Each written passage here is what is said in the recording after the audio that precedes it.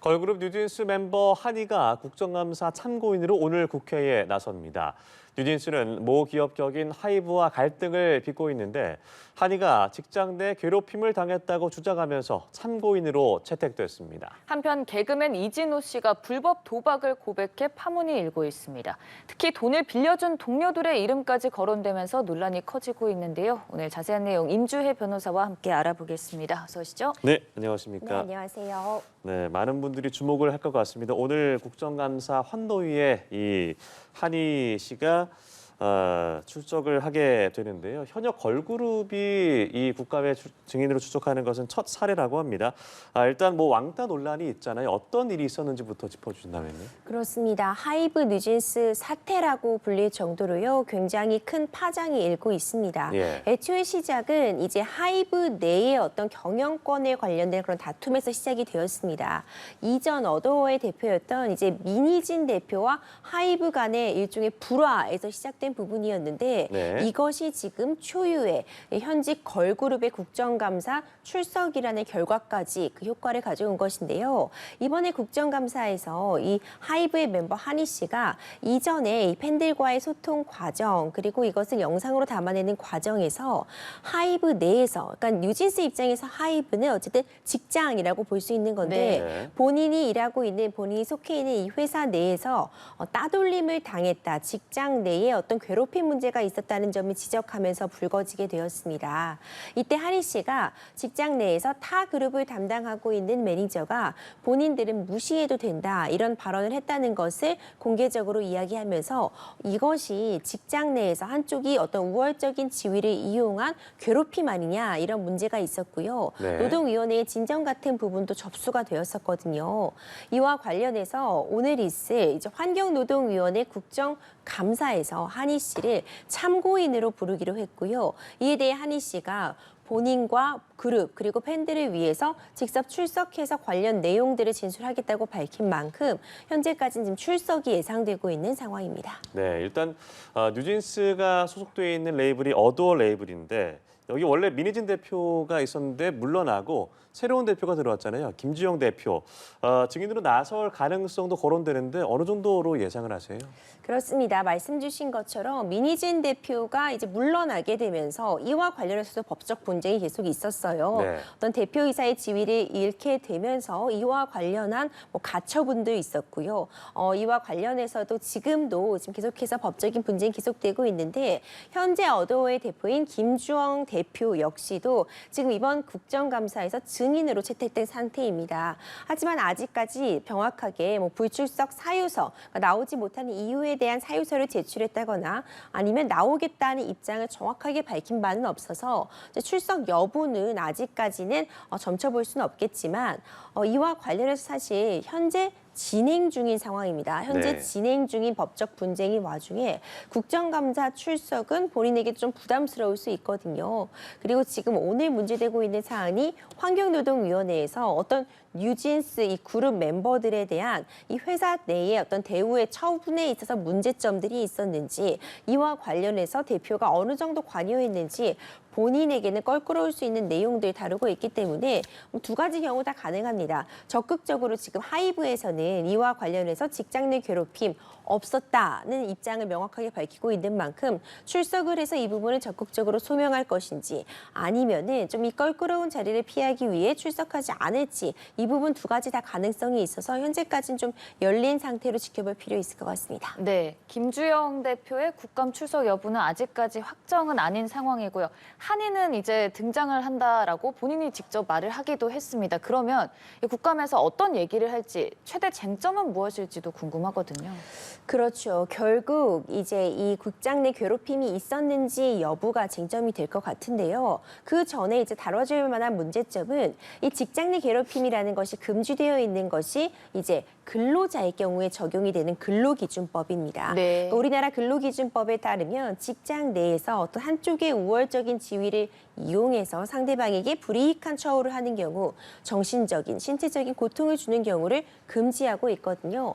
근로기준법이 적용이 되려면 이제 근로자라는 지위가 인정이 돼야 되는데 근로자라는 지위는 어떤 사업주, 고용주로부터 고용이 되어 있고 정기적으로 상습적으로 이제 임금을 받는다거나 가장 중요한 부분이 이제 사용 종속적인 관계. 한쪽이 다른 일방의 어떤 지휘와 감독에 따라서 일을 하는 경우에 우리가 근로자라고 판단을 하게 되는데 지금 이 뉴진스는 어떻게 보면은 아티스트잖아요. 전속 계약이라는 계약에 이제 묶여 있는 부분은 맞지만 과연 다른 직장을 다니고 있는 근로자들처럼 또 사용 종속적인 관계에서 지금 지휘 감독 관계가 인정이 되느냐 이 부분이 하나의 네. 논점이 될 수 있고요. 네. 일단 이것은 변론으로 일단 이 국정감사에서 과연 이 하이브라는 그룹 내에서 소속 가수에 대해 불이익한 처우란 부분이 있는지 어떤 괴롭힘이라던가 따돌리려는 시도가 있었는지 이런 부분들은 함께 논의는 될 것으로 보이고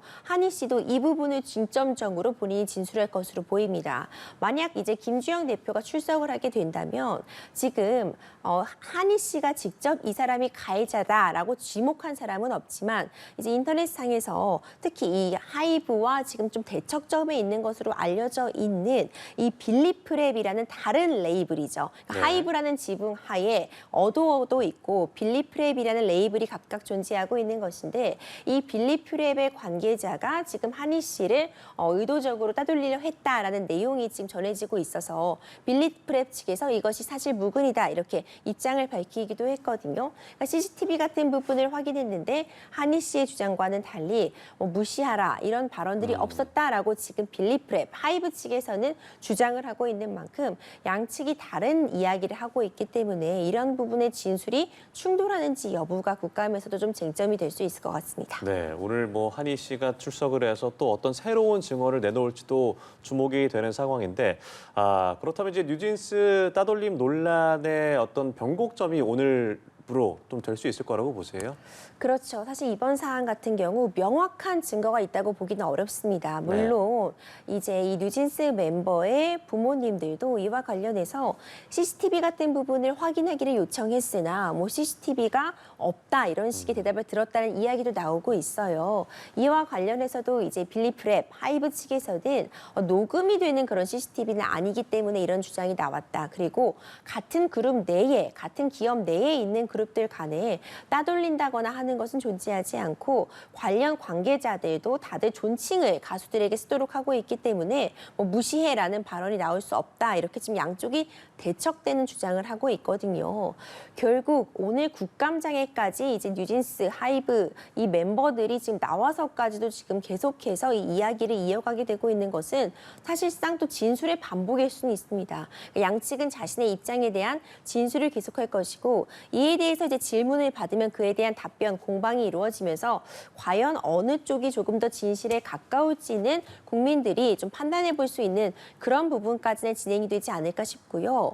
이 국감 외에서도 계속해서 지금 이 어도어의 대표이사직에 대한 문제라던가 전속 계약과 관련된 문제 이런 부분들이 계속 남아 있어서 지금 사실 세계 속에서도 정말 큰 인기를 구사하고 있는 지금 뉴진스의 활동에 방해가 되진 않을지 좀 그 부분도 우려스러운 상황입니다. 네, 일단 당장 오늘 국정감사장에서 좀 더 자세한 내용을 확인할 수 있을 것 같습니다.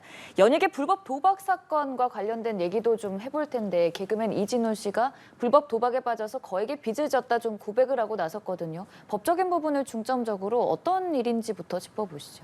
그렇습니다. 많은 분들이 굉장히 충격적이다라고 평가하고 계세요. 왜냐하면 이진우 씨가 굉장히 요즘 활발한 활동을 그쵸. 펼치고 네. 있었거든요. 개그 프로면 개그 프로, 뭐 예능 프로면 예능 프로 자주 만나보고 활발하게 활동을 하고 있었는데 어제 갑작스러운 본인이 직접 고백이 있었습니다.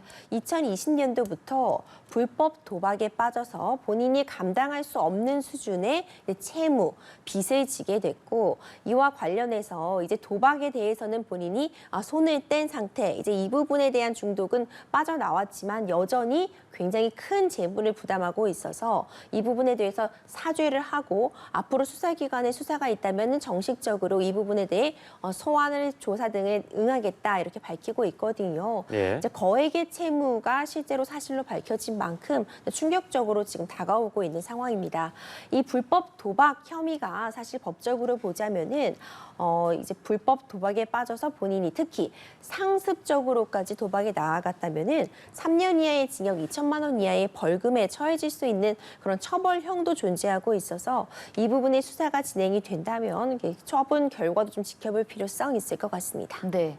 근데 이게 지금 세상에 알려진 계기를 보면은 이진호 씨 본인이 직접 SNS를 통해 좀 고백을 하고 나섰단 말이죠. 이 부분도 뭔가 생각이 있었던 걸까요? 그렇죠. 이제 심리적인 압박감이 있었을 것 같습니다. 어쨌든 큰 채무를 지고 있고 이 채무의 규모가 꽤 상당한 것으로 알려져 있습니다. 우리가 다 알고 있는 그런 연예인들이나 동료들에게도 큰 돈을 빌렸다고 알려져 있고 네. 그런 어떤 외부 기관, 어떤 채무를 빌려주는 그런 사설 업체 등, 대부 업체 등도 이용했다고 전해지고 있어서 이 사실이 먼저 공개되지 않을까, 다른 업체들을 통해서, 다른 어떤 경로를 통해서 공개됐을 때 어떤 본인에게 오는 타격이 더 클 수 있었을 것이다. 예. 이런 부분도 감안이 됐을 것 같고요. 어떤 심리적인 부담감 등 때문에 이런 채무 부분을 오히려 밝히고 좀 마음이 편해진 상태에서 추가적으로 일을 한다거나 아니면 변제 계획에 적극적으로 나서겠다는 그런 의지가 좀 담긴 것으로 보이는데요. 이것이 자수와는 좀 다른 부분이라는 점도 지금 지적을 해드리고 싶습니다. 기본적으로 자수다. 우리가 자수했다. 그래서 좀 감형을 받았다. 양형에 있어서 참작이 되었다. 이 자수는 수사기관에 직접 본인의 어떤 범죄 상황에 대해서 자백을 하고 이와 관련해서 내가 이런 잘못을 저질렀기 때문에 처벌을 받겠습니다라고 수사기관에다가 얘기를 했을 때 자수라고 하거든요. 네. 그러니까 지금 일단 이 SNS를 통한 입장에 대한 공개는 어떤 언론이나 대중들을 향해서 한 공개이기 때문에 수사기관에게 본인의 범죄 사실을 토로한 자백과는 차이가 있습니다. 하지만 이제 이진호 씨가 수사기관에도 찾아가서 자백을 한 것인지 아니면 이미 수사기관에 수사가 이루어지고 있는지 이 부분은 아직 정확하게 확인된 바가 없기 때문에 이제 좀 지켜볼 필요는 있을 것 같습니다. 네, 사실 이진호 씨의 이 SNS 이 고백만으로 봤을 때는 사람들이 잘못을 했구나. 그래도 반성한다고 하니 지켜보자라는 여론이었는데 사실 이후에 나왔던 그 동료 연예인들에게 돈을 빌려서 갚지 못했다. 그 금액이 꽤나 큰 거액이었단 말이죠. 특히나 BTS의 지민 씨에게 1억을 빌렸다. 동료인 개그맨 이수근 씨에게 많은 돈을 빌렸고 갚지 못했다. 이런 얘기들이 나오면서 더 큰 논란이 된 것 같아요. 그렇습니다. 사실 이런 지인 간의 금전 거래의 끝이 사실 좋지 못해서 어떤 어려움에 처한 지인이 있을 때 돈을 빌려주는 것은 정말 대단한 일이죠. 예. 하지만 지금 이번 사안과 같이 결국 이 해당 돈이 도박 자금으로 흘러가게 되었고 저는 이 돈을 빌려준 분들이 이것이 뭐 도박 때문에 빌린 돈이라고 알고 빌려줬을 거라고는 사실 생각하지 않습니다. 그렇다면 오히려 적극적으로 말렸어야 됐겠죠. 그러니까 여러 가지 금전적인 어려움, 그러니까 도박으로 시작을 했겠지만 결국 그 돈이 도박에 들어가면서 생활비 자체가 어려워지는 그런 상황도 있고요. 아니면은 그런 대부 업체의 이자를 감당할 수 없는 지경에 이르러서 이제 또 다른 지인들에게까지 돈을 빌리게 되는 그런 상황이 특히 이 도박과 같은 경우에는 반복해서 일어나면서 악순환에 빠지게 되는 거거든요. 지금 알려지고 있는 바에 따르면은 뭐 BTS 지민 씨에게도 1억 원이라는 큰 돈을 차용증을 쓰고 빌렸다 이런 소식이 전해지고 있고 함께 이제 동료들 뭐 이수근 씨라던가 아니면 영탁 등에게도 지금 큰 돈을 빌렸다는 소식이 전해지고 있습니다.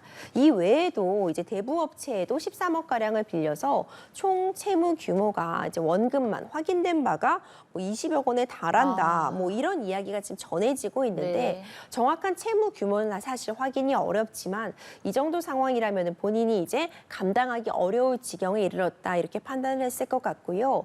물론 단순히 돈을 빌리고선 갚지 않는다고 해서 그것이 바로 사기죄로 이어지는 것은 아닙니다. 금전적인 거래의 경우에는 타인을 기망해서 속여서 금전적으로 이런 부분을 편취했다면은 그땐 사기죄가 성립이 되지만 일단 돈을 빌렸는데 자금 상황이 좋지 못해서 갚지 못한다고 바로 형사처벌을 받는 건 아니고 민사적으로 채무를 부담해야 되는 그 의무, 그러니까 책임만 남아있는 상태라고 볼 수 있어서 만약 이 부분에 대해서 본인도 이진호 씨가 열심히 변제하겠다, 최선을 다해 변제하겠다고 밝히고 있지만 계속해서 이걸 변제하지 못하는 상황이라면 이 돈을 빌려준 사람 입장에서는 어떤 민사적인 손해배상 청구를 단행할 수밖에 없는 그런 상황이다. 이렇게 법적으로는 평가할 수 있을 것 같습니다. 네, 근데 이게 불법 도박이라는 게 말 그대로 불법이잖아요. 그러면 유명인 입장에서 사실 이렇게까지 하면 안 된다라는 생각을 계속 가졌을 것 같은데 어떻게 하다가 이 지경까지 이르게 됐을까요?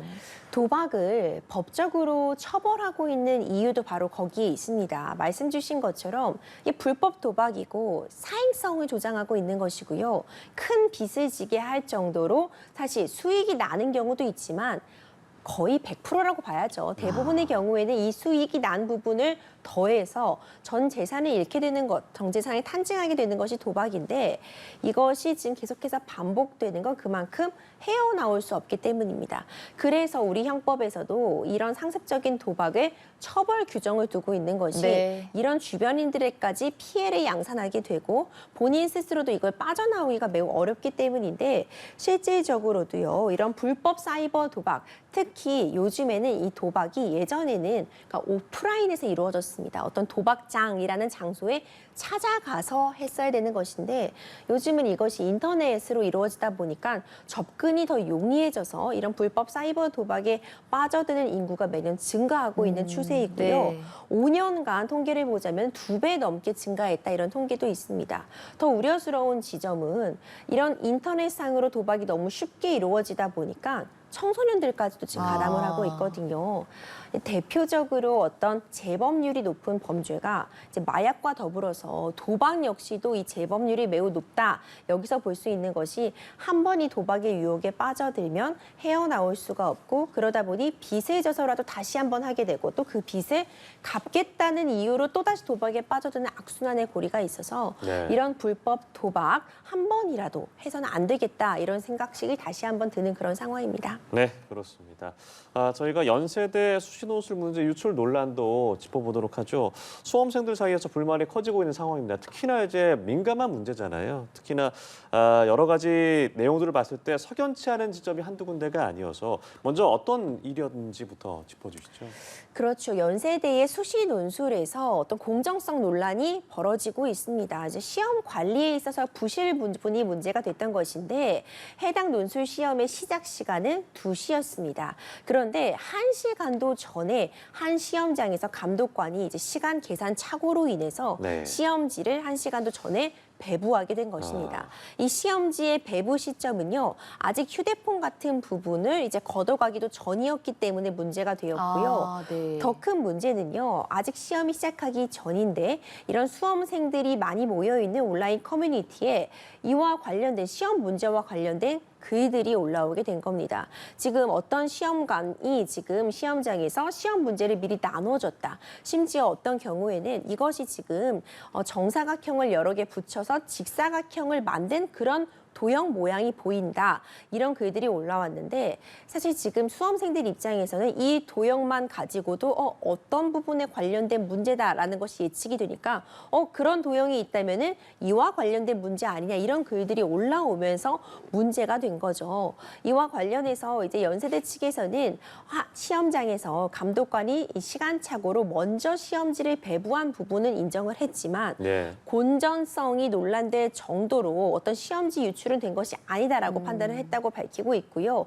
그 해당 시험지는 이제 25분 정도가 지나서 일단 감독관이 착오를 인지하고 다시 걷어갔다고는 하나 지금 이런 부분들 문제가 먼저 공개된 부분이 인터넷상에도 올라왔고 그렇다면 휴대폰 관리 부실 부분도 지적을 할 수밖에 없는 상황이라 총체적인 관리 부실이 아니었냐. 그렇기 때문에 일부 학부형과 수험생들은 재시험까지도 요구하고 있는데 연세대 측에서는 재시험까지는 또 고려하고 있지 않다는 입장을 밝히면서 네. 사실 열심히 공부해서 시험을 본 수험생들의 불안감만 커지고 있는 상황입니다. 연세대 측은 필요하면 경찰에 수사도 의뢰하겠다라는 입장인데 만약에 수사가 진행된다면 어떤 부분을 중점적으로 이루어지게 됩니까? 그렇죠. 이와 관련해서 사실 문제가 되고 있는 지점이 앞서 시험지가 일찍 배부된 부분, 그래서 그 배부된 시험지와 관련해서 일부 문제가 시험 전에 이미 온라인에 공개가 된 부분, 그러니까 일부 공개가 됐다고 표현하는 게 맞겠죠. 이와 관련한 어쨌든 글이 올라온 부분도 문제가 되고 이후에 시험지가 사진으로 촬영이 되어서 또 공개가 된 부분이 있었습니다. 시험지가 이제 시험이 종료된 이후에 누군가 불법 촬영해서 올려온 것이다라는 것은 연세대 측의 해명인데 그렇다고 하더라도 관리 부실 책임은 면하기 어렵다고 보이거든요. 시험이 끝나면 시험지는 걷어가는 것인데 그 사이에 어쨌든 누군가 일탈 행위로서 휴대폰을 가지고 촬영을 했다고 해도 그걸 저지하지 못한 부분도 분명 관리 소홀의 책임을 물어야 될 것 같은데 일단 연세대 측에서는 지금 이런 글을 작성한 사람이라던가 아니면 이런 사진을 올린 사람들을 지금 특정해서 최대한 어떤 조치를 취해야 될지를 보고 있다 이런 입장을 밝히고 있고 예. 필요하다면 수사기관에 이런 부분을 의뢰해서 어떤 유출과 관련된 경위라던가 사전에 어떤 다른 부분과 모의된 부분이 있는지도 확인하겠다고 밝히고 있어서 수사기관에 이제 수사가 진행이 된다면 실제로 어떤 이 문제가 먼저 시험지가 배부됐던 그 시험장에서 유출이 된 부분이 일부 있었던 것인지 아니면 다른 곳인지 관리 부실은 없었는지 누군가 의도적으로 이런 부분 문제지를 사진을 찍어서 올린데 사전에 모의가 됐는지 이런 부분 중점적으로 좀 살펴볼 것 같습니다. 네, 응시생이나 학부모가 또 소송을 건다면 또 입시 일정 자체 차질이 생기지 않을까 걱정이 되기도 하는데요. 이 사안이 어떻게 정해될지 계속 지켜봐야겠습니다. 지금까지 임주혜 변호사 함께했습니다. 고맙습니다. 고맙습니다.